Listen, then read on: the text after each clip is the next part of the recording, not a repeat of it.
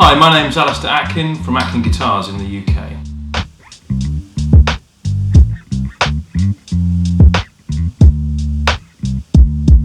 So Atkin Guitars started in 1995. I studied at the London School of Furniture for, I think, from around 1993 to 95. And I left there and just thought, right, I'm going to start making guitars. A friend of mine called Andy Crockett for a few years, and he helped me sort of get started. And my main interest really was to make acoustic guitars. There was nothing else really gave me that sort of interest or the passion.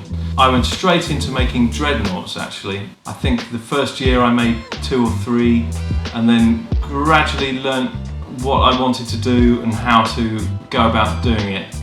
And it went from there actually. So right now we've got 15 people working here, and I think there's probably 12 full-time luthiers, and everyone in the building does a different part of that job. Every week we make 12 guitars, and per year after holidays and everything, that works out over 500 instruments. We also build about 200 electrics as well, but it's growing slowly and we're sort of making sure that we get all of those steps right before we push it too much.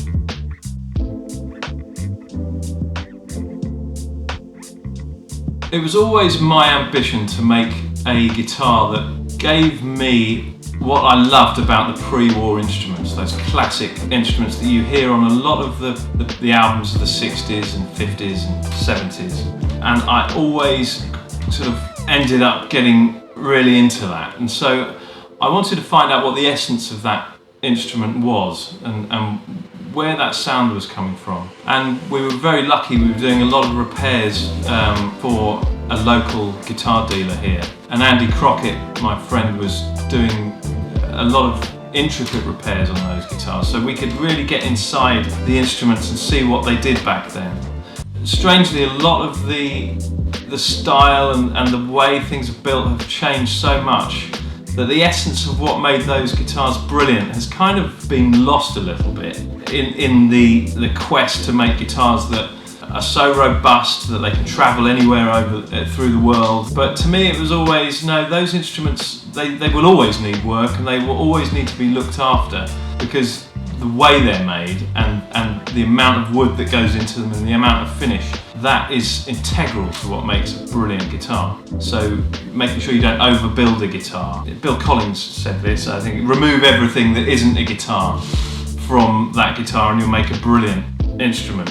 And that's true. And then we got very, very into the way we finish our guitar. Nitrocellulose is a massive part of that. And we finish very thin. The trend for having ultra flat, high gloss finishes has been around for a while, but we used to do that, and now with our own finish, which we call the aged finish, that is so thin that you can't sort of, that the difference in sound is measured, and the weight of the instrument. I think we spray, almost less than half the amount of lacquer on an aged finish than a mirror finished guitar. So automatically it's making a difference to the weight and the way that the top moves and the way the whole instrument works together.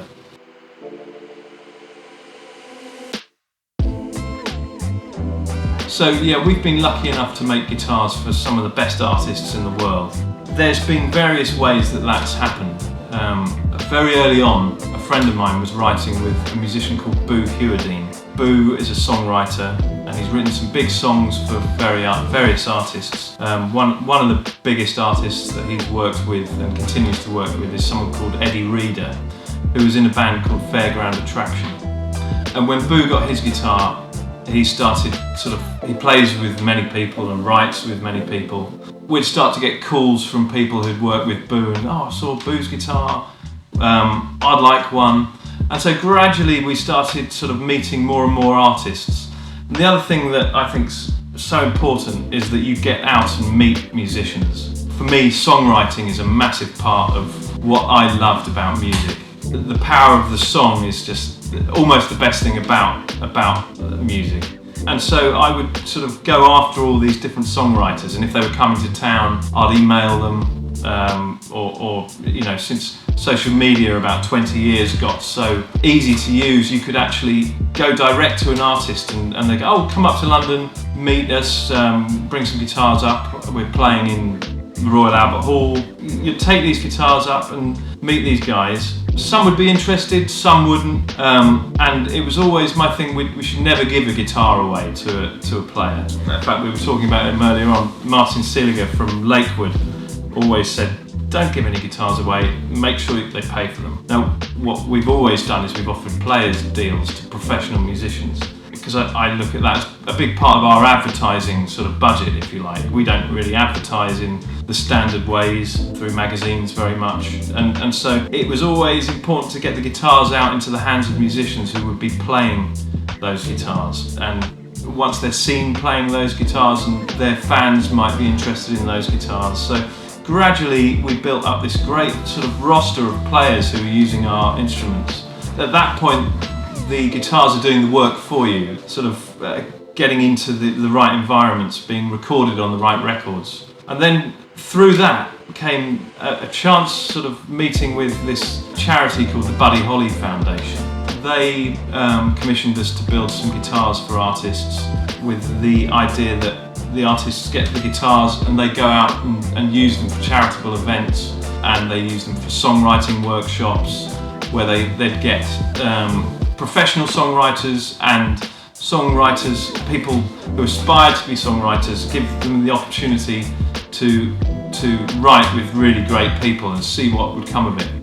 And through that we've made guitars for Paul McCartney, Dolly Parton, David Gilmour, Bruce Springsteen, and occasionally some of these artists end up really using those guitars, and you see them sort of on tour with them.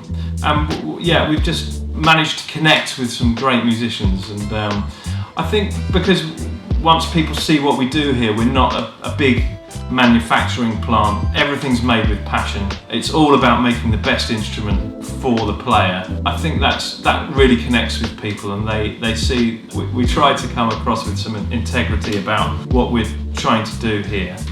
It's very important to me that the guitars are made in a way that we never choose speed over quality or anything like that. So the guitars have a sound of their own, and I think that's what's largely made a lot of professional musicians use them, and they get used in the studio so much. And a regular email for me would be going, we put a mic in front of this guitar and we couldn't believe the sound we were getting from it. That's always a lovely email to get. It's really exciting. And I tell all the lads who work here, you know, that what their hard work is where it's going, and yeah, I think we're all excited about that. People often ask me what are my favourites. I've had many over the years. First of all, for me it was a D37, because the Dreadnought was synonymous with the best records that I'd ever heard, whether they were Stephen Stills, Joni Mitchell, Neil Young. They all used these guitars. That's how I fell in love with the acoustic guitar.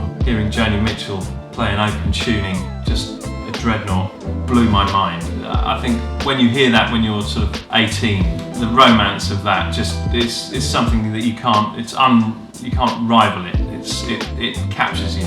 Over the years, my love for different models has sort of a J43, which is one of our most famous guitars and one of our best sellers, really wasn't my favourite guitar. For years and years I didn't want to make them. I always liked the Dreadnought more, until I saw some great videos with Steve Earle and Bruce Springsteen using really old ones, and I thought, actually we should try making some of those. And when we did, I suddenly got it, and I love the sunburst. I think if you've done a lot of natural tops, when you come to do sunbursting, you end up really enjoying the process and how they can be a little bit different each time. One of our dealers in Holland, Rudy Bolts at the Fellowship of Acoustics, asked me if we could make an LG. When I was looking at it, I was like, I find the LG a little bit ugly. But we made some, and I couldn't believe the sound of them, and they're almost a perfect singer-songwriter guitar. Just the right size, they tuck under your arm, compact, but at the same time they project really well. So I like the LG a lot, and then I probably personally have used the OM more than any other guitar through my own sort of songwriting career or you know, fun. So I'll use the OM quite a lot as well.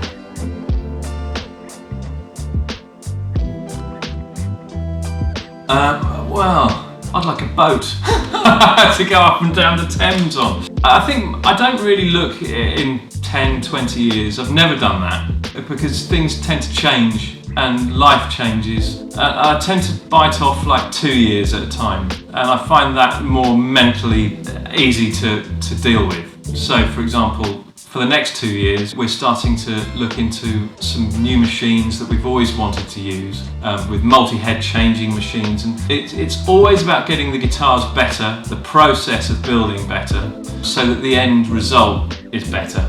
It should never be, if you start engaging with more technology or trying to do things faster, it should never be at the expense of the actual end product. And I think that's where a lot of people go wrong, and they get these, you know, all singing, all dancing machines that are fast, but they lose the essence of what they originally set out to do. For me, that is paramount. We have to get that right, and if we don't get that right, we're shortchanging the customer. That would be my 2-year goal at the moment, and we've got some really nice ideas that we're working on. And I think once we've gone through those processes and we've worked out how to put our dreams into reality with those ideas, then the next ideas will come, and there's always another opportunity, and you'll meet a player or you'll meet another interesting dealer, and an opportunity will come your way and you'll go for it. Another thing I'd love to see happen is